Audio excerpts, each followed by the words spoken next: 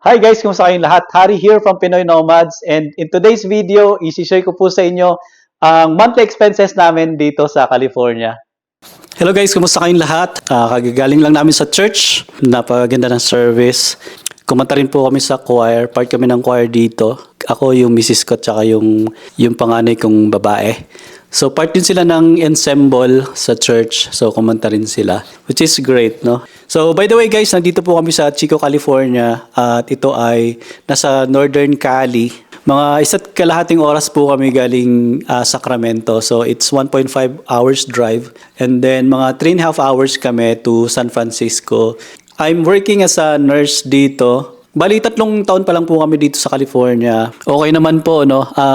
At yung last video ko ay share ko po how much did I make in 2025. Sana panoorin nyo po yun para magkaroon po kayo ng idea kung magkano yung regular na nurse, bedside, medical surgical nursing, and oncology unit. Almost $150,000 last year yung income, minus tax. Nasa mga 110,000 yung take home pay ko, yung net. So ngayon, isasabihin ko sa inyo kasi marami nag-comment. Sinasabi mo lang naman yung parang yung gross income. Ang pinagbasehan ko lang kasi noon yung W2 ko last year. So kasi yun yung parang spreadsheet na yun, no?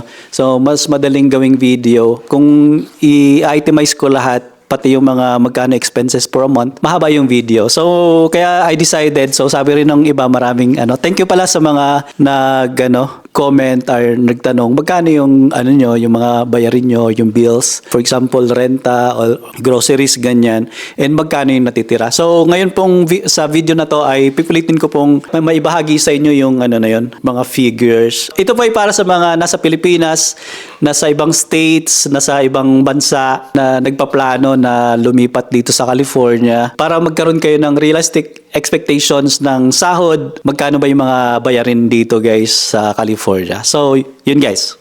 So, umpisa na natin yung monthly living expenses namin dito sa California. The city where we at right now is relatively cheaper kaysa sa mga ibang mga cities, no? So, number 1 expenses namin is yung renta. Ang renta namin is $2,400. So, ito actually yung pinakamalaki. Ang tinitirhan po namin ay 3 bedrooms, 2 baths na single detached na bahay. Dati nag-apartment lang kami, pero ngayon mga 2 years na kami dito mahigit. Yung family namin guys is composed of 4, no? Ako, si Mrs. at may 2 akong anak. Malalaki ni mga anak ko guys, mga adults na sila. Isang 23 years old tsaka 21 years old. So by the way guys, yung 23 years old ko ay she got married last year, October. So hindi na namin siya kasama dito, nag-move out na siya. Ang natitira na lang, 3 na lang kami ngayon dito. Tapos may isa kaming aso. So yung renta, yun yung pinakamahal, $2,400.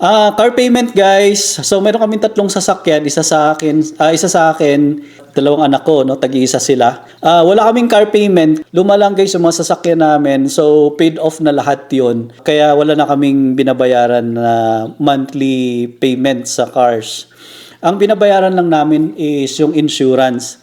So yung insurance namin sa AAA kami insured. And we're paying $177 for 3 cars na po yun, no? So 3 drivers, 3 cars. By the way guys, kaya medyo mababa sa amin. Nakadepende yan guys kung saang city kayo, no? Kasi kung sa mga big cities, malaki din yung babayaran nyo. Tapos kung may mga bangga-bangga ka, may mga history ka ng traffic violations or ng accident, so tataas yung mga yung insurance bill mo. Kung gaano ka nakatagal nagda-drive, may din yun, may computation sila. So dito kasi small town, so relatively mas cheaper siya guys. Pero kung San Francisco kayo, Sacramento or LA, mga ganyan mga big cities, malamang mas mataas yung inyong car insurance kasi syempre pagka malalaking cities, malaki din yung chance mong ma-aksidente kasi maraming sasakyan, congested or masyadong mabigat yung traffic. By the way, may motorsiklo din po pala ako, pero this year pinutol ko muna yung insurance nun kasi ginawa ko na lang, nakapark lang nandun sa garage. So this year kasi parang hindi ako motivated magmotor, pero yung mga past 2 years, kasi 2 years ko pa lang siyang nabili, Pero fully paid na rin yung yung motorsiklo, guys. Hindi ko muna siya ginagamit ngayon. Kaya hindi ko na muna sinama yung sa motorsiklo.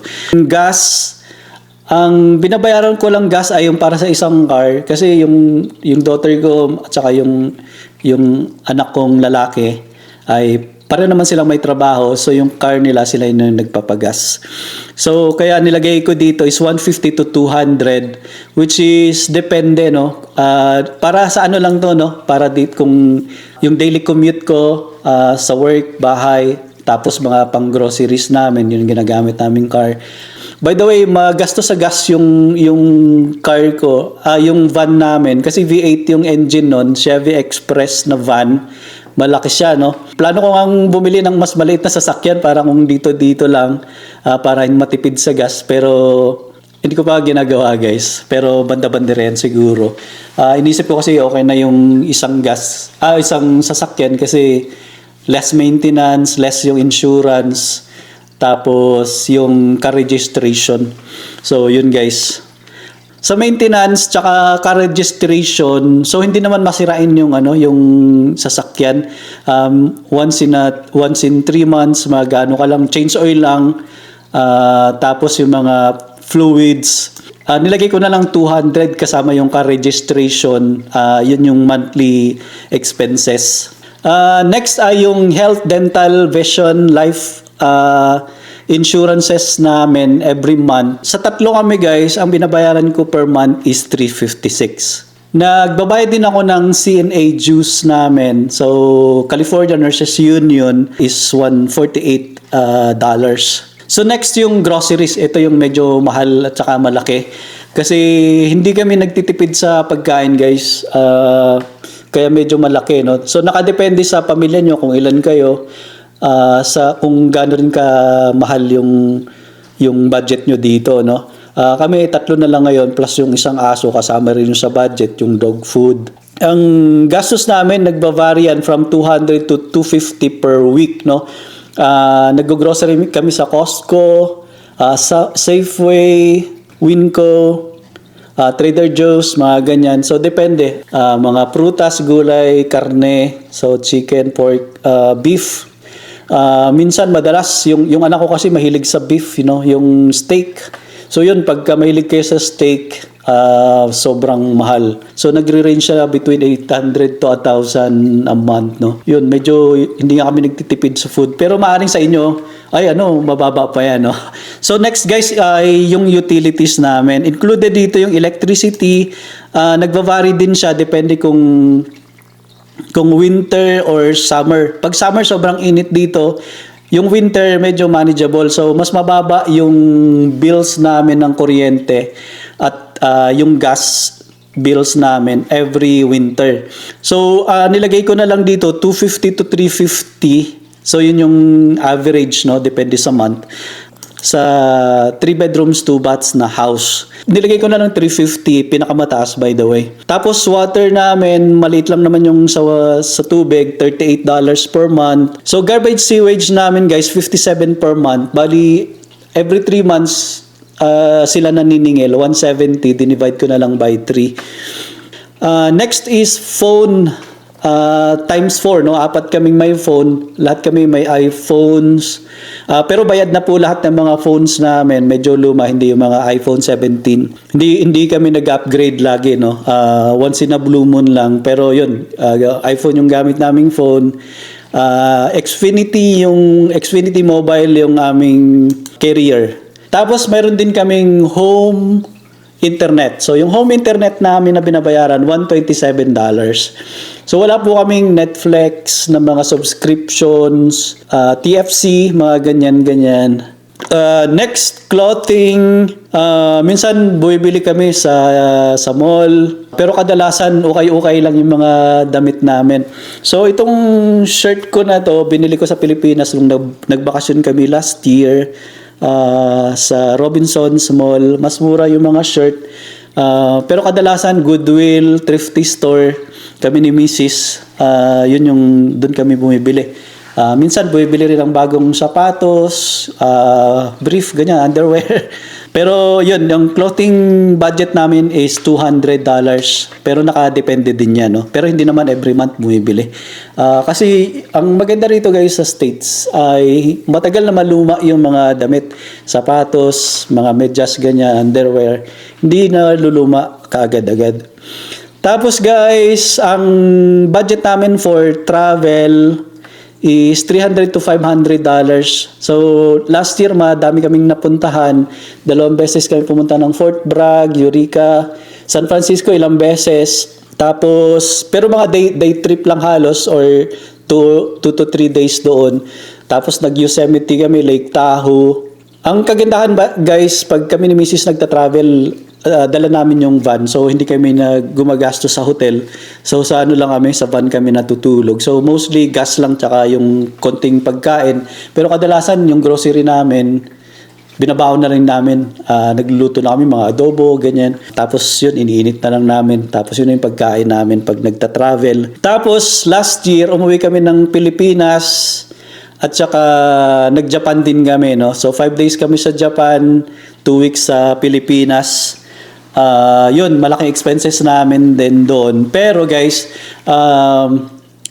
ang may card ako na yung American Express Platinum.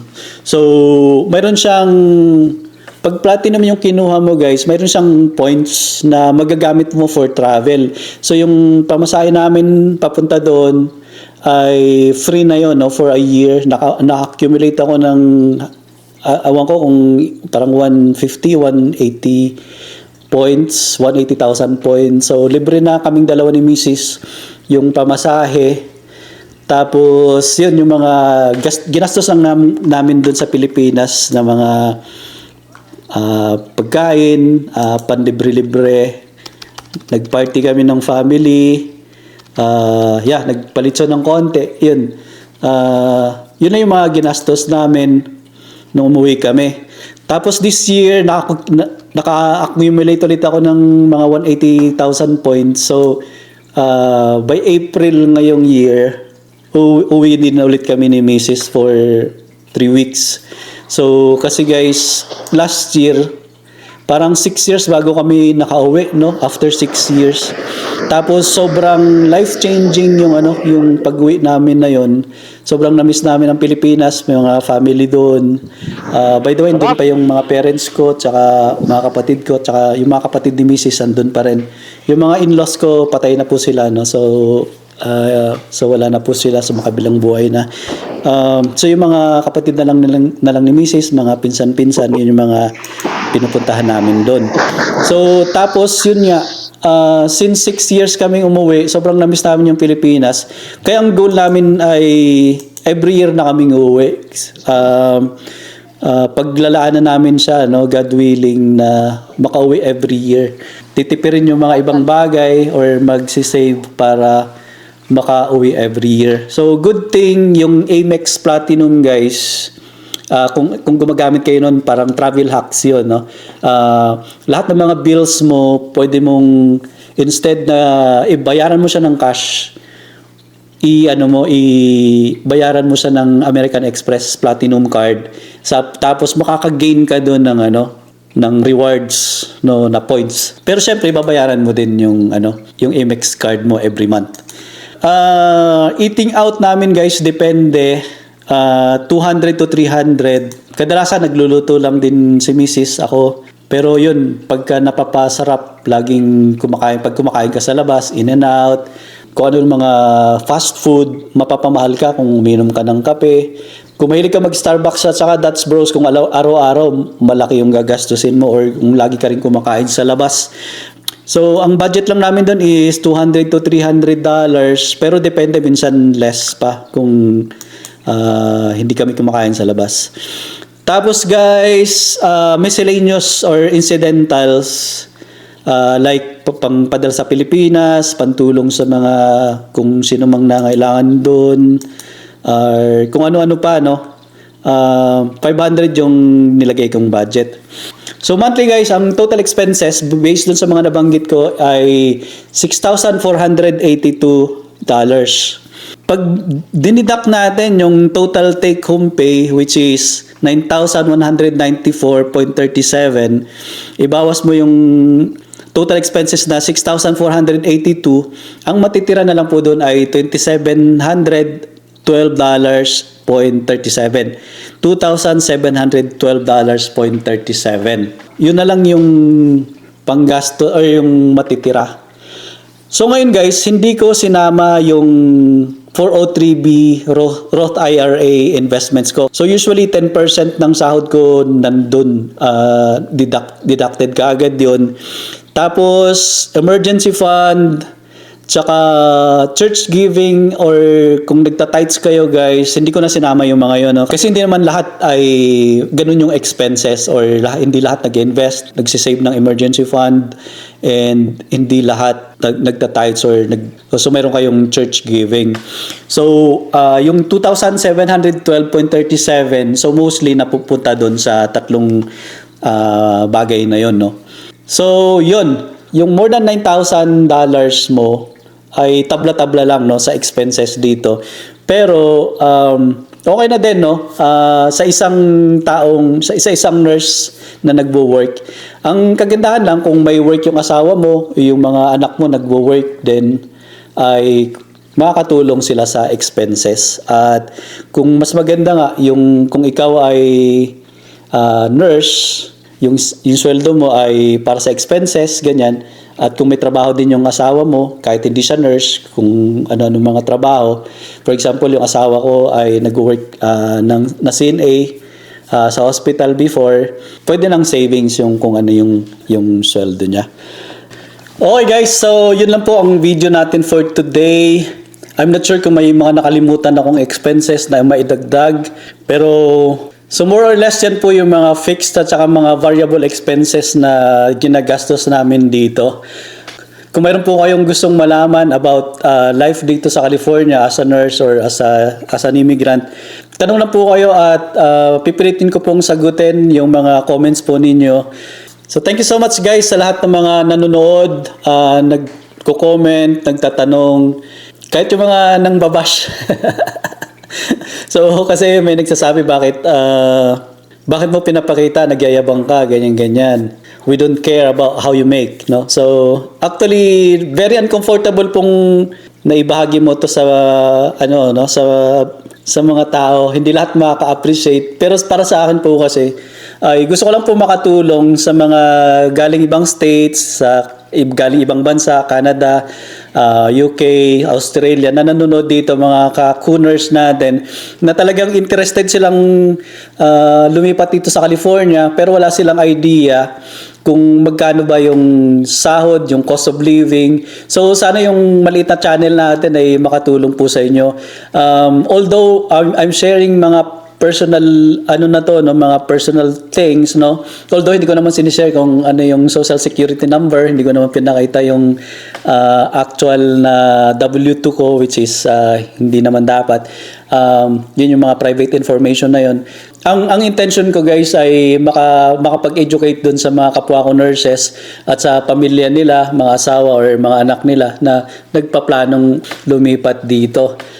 Kung ma-advise ko ba na lumipat yung mga nurses dito sa California from other states, from other countries, o maging sa Pilipinas, ay masasabi kong depende sa inyo, no? Kung gusto mo talaga yung California, you can survive, no, or thrive dito sa US.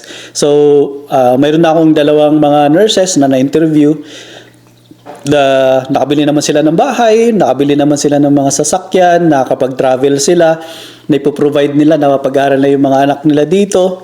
So mataas ang cost of living, pero mataas din naman yung sahod. Kaya huwag kayong matakot at kung talagang will ni Lord, no, pinag-pray nyo, talagang gusto nyo talaga yung California dream nyo ay gusto nyo matupad, ay pumunta po kayo dito, katulad po namin. So yun guys, thank you so much for watching. God bless everyone. Every day isn't shining like today.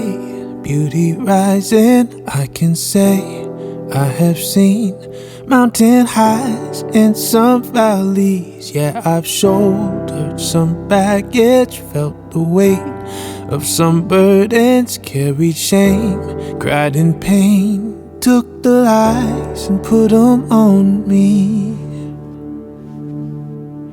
I will leave it at the altar, God.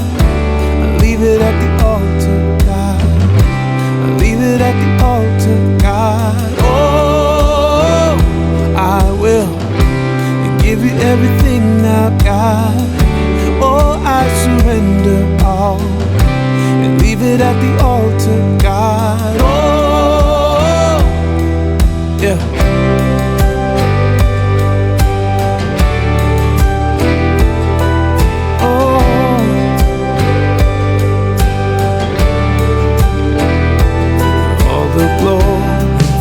Shining are the visions that I've seen and I've held on so tight.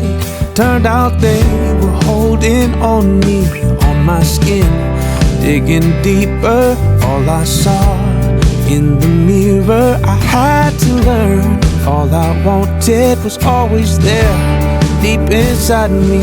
So I leave it at the altar, God. Leave it at the altar, God. I leave it at the altar, God.